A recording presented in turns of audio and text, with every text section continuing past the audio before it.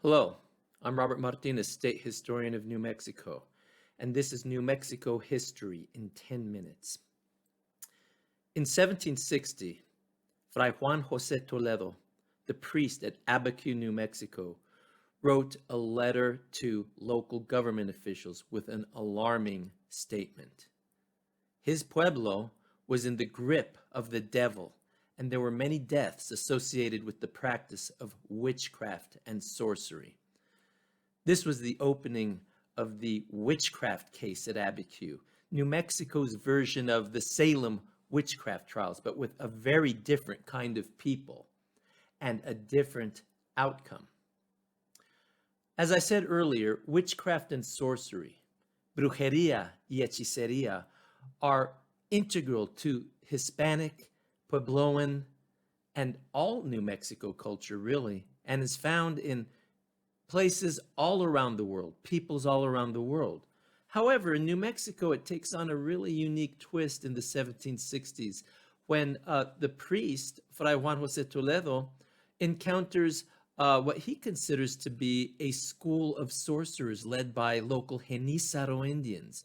A man by the name of Miguel Ontiveros El Cojo, he walks with a limp, is said to have a pact with the devil and that he uses spirits and incantations to control the local population. Other people accused are another man named Agustin Tagle, and other people accused are people such as a man named Agustin. Other people accused include a man named Agustin Tagle. He's also a genisado Indian and said to be a powerful sorcerer. Women are accused, a woman named Tole Caliente and another La Come Gallinas, Petrona. They're powerful witches, powerful sorcerers who are said to have killed Toledo's predecessor, Father Ordóñez, and are now trying to bring demonic influences into not just Abiquiu, but the kingdom and province of New Mexico.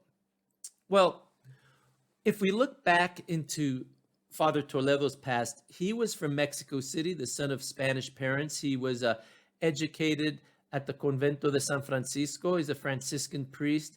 And we know that he likely had a lot of indoctrination in belief in demonic activity, the practice of witchcraft, and the need to eradicate such practices from Native American peoples. There are manuals for guiding priests on how to interact with Native peoples in the Americas, and if you look at them, there are sections on superstition, love magic, and of course, witchcraft and sorcery. So he had this in mind. We know that he had a book in his possession that was published in the 1720s and an earlier version from the 1670s that dealt with witchcraft, sorcery, and how to deal with people who are possessed by evil spirit.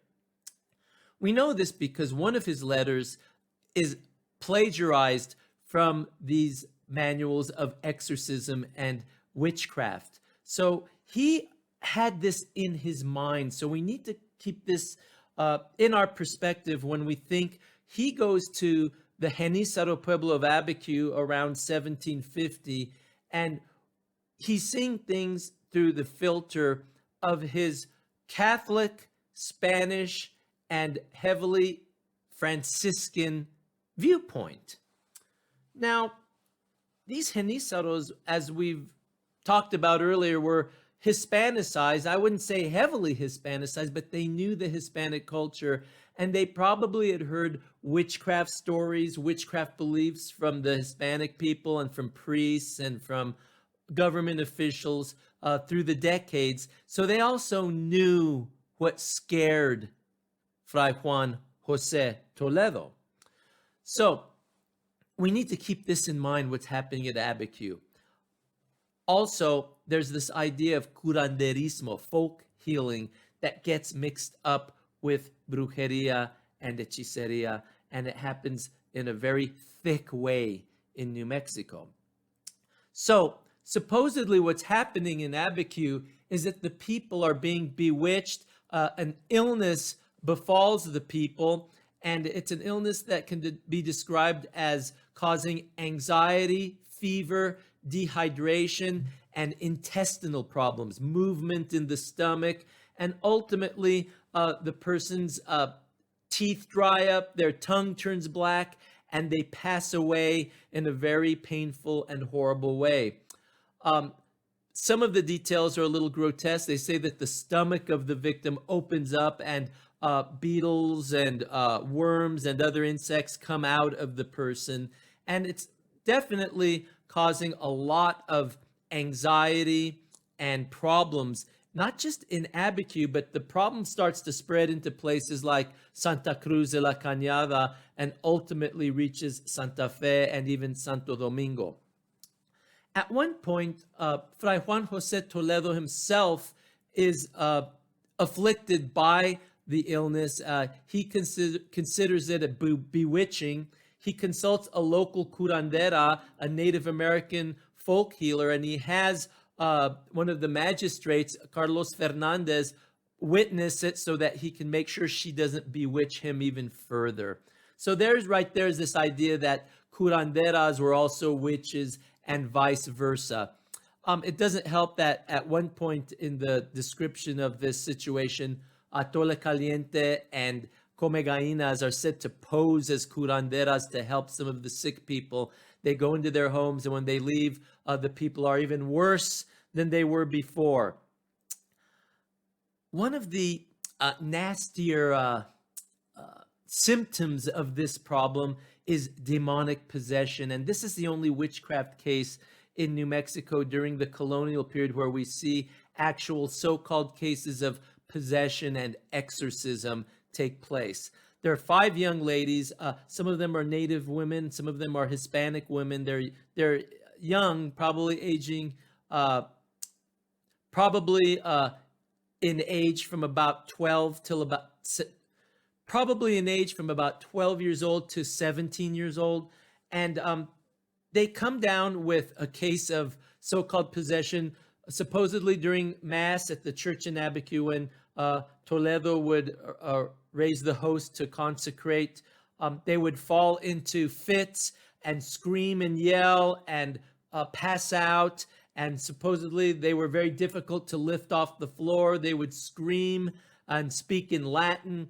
And ultimately, the priest performed exorcisms on these young ladies in public. During these exorcisms, the young ladies accused many people in New Mexico and Sonora of being witches and sorcerers. And the documents even have a list of about 178 people with physical descriptions and names telling government officials who these so-called witches and sorcerers were. It's quite exciting what's going on in New Mexico, so much so that the governor at the time, Tomas Velez Cachupin, he sends the case down to Mexico City for the Inquisition to look at. The lawyer for the Inquisition says this is not witchcraft, this is not sorcery, these are not witches and sorcerers, rather it's the priest's fault. He needs to do a better job of evangelizing and catechizing the genisado Indians. He needs to learn their languages. Well, the damage is done to a point. About 12 of these folks are arrested and put on trial in Santa Fe. They're housed in Santo Domingo. And ultimately, they're sentenced to work the rest of their lives out in Hispano households. I mean, can you imagine that? You're assigned a genisada woman to work for you, and she's an accused witch or sorcerer. Some of them escaped this fate, but some of them died in servitude, essentially. But it's interesting reading the documents. They describe the ways of witches. Some of these can be found in the books that the priest had, but there are also ideas like it said that some of the witches could fly from New Mexico to parts of Mexico, like Guadalupe del Paso or even Mexico City in an egg. They had the ability to move about unseen so that they could perform their evil acts and curses. So a lot of these ideas come down to us through the generations into modern times, and we still hear them in New Mexico. It's quite fascinating. We still have these stories here. The idea that if you see an owl, you're walking along a road, if you see an owl in a tree, if you tell the owl, mañana vengas por sal, tomorrow you'll come for salt. And the next day, if somebody knocks on your door and asks to borrow some salt, they're a witch. Also, this idea in old documents and old stories that witches are able to anoint themselves with an evil smelling black ointment, and if they renounce the Christ and they take off their rosary, that tells us people wore their rosary with them a lot, and they got on a broom and they chanted a certain phrase, they could levitate and fly. There's a story of kids watching witches do it, and then they copy them, and when they start to levitate, they cross themselves and say, en el nombre de José María y Jesús, in the name of Joseph, Mary, and Jesus, and they fell to the ground because the invoking the name of Jesus and the saints broke the spell. So these are ideas that come down to us.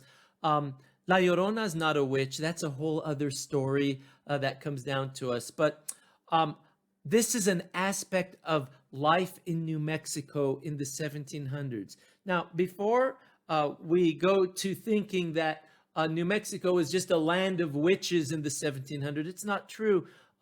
There are documents in the church records that show that Fray Juan José Toledo was baptizing and marrying these same people who were accused of witchcraft. So life was actually quite normal, and you get the idea that while it's very exciting and very sensational, this idea of witchcraft and sorcery in New Mexico, it was also a part of daily life, and people dealt with this all the time. The idea of spirits and angels everywhere, around an adobe wall or in a cañada when you go to herd your sheep or your cows. This was just a part of normal life in 18th century New Mexico.